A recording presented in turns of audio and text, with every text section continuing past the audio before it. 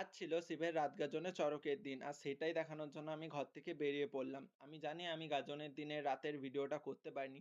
তো কি হয়েছে, আজকে চড়কের আমি এ টু জেড তোমাদেরকে দেখাবো আর বলবো। তো মাঠের মধ্য দিয়ে হেঁটেই আমাদের কিন্তু মন্দিরে পৌঁছতে এলো, আর মন্দিরটাকে সত্যি খুব সুন্দর সাজিয়েছিল ফুল দিয়ে আর তার সাথে লাইটিং দিয়ে। রাতের বেলায় দেখলে আই থিঙ্ক বেশি ভালো লাগতো।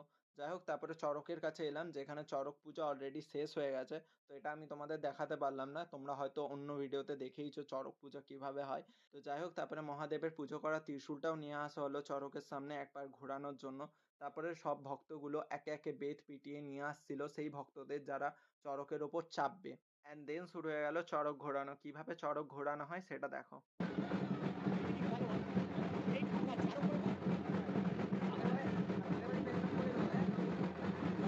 আর ঠিক এইভাবে একে একে ভক্তদের আনা হচ্ছিল অ্যান্ড দেন চড়কে চাপিয়ে তাদেরকে ঘোরানো হচ্ছিল। তারপর চলে এলাম মন্দিরের সামনে, কিভাবে শিকদারগুলো ফোড়া হচ্ছে পিঠের ওপর সেটা তোমাদেরকে দেখানোর জন্য। প্রথমে যে ভক্তে তাকে পিঠ উপর করে হাতের উপর ভর করে বসানো হচ্ছে, তার পিঠে এক তালি মারা হচ্ছে যাতে সেই জায়গার মাংস বা চামড়াটা নরম হয়ে যায় বা শুন হয়ে যায়। তারপরে তার পিঠে শিকগুলো ভোঁকা হচ্ছে অ্যান্ড দেন সেই ভক্তকে রেডি করে শাড়ি পরিয়ে দাঁড় করিয়ে দেওয়া হচ্ছে। পরপর লাইন দিয়ে এরকম অনেক ভক্তকেই দাঁড় করানো হচ্ছে আর তারপর তাকে কাঁধে চড়িয়ে নিয়ে যাওয়া হচ্ছে চড়কের সামনে।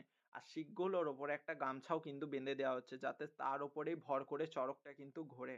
আর ঠিক এইভাবে একে একে ভক্তদের চড়কে চাপানো হচ্ছে। আর ভিড়টাও কিন্তু প্রচন্ড লেভেলের লেগেছে এই চড়ক ঘোড়া দেখার জন্য। আর এই চড়ক ঘোড়া চলাকালীনই কিন্তু এক বিশাল লেভেলের মেঘ করেছিল আকাশে। আর কিছুক্ষণের মধ্যেই প্রচন্ড লেভেলের ঝড় উঠে গেছিল আকাশে।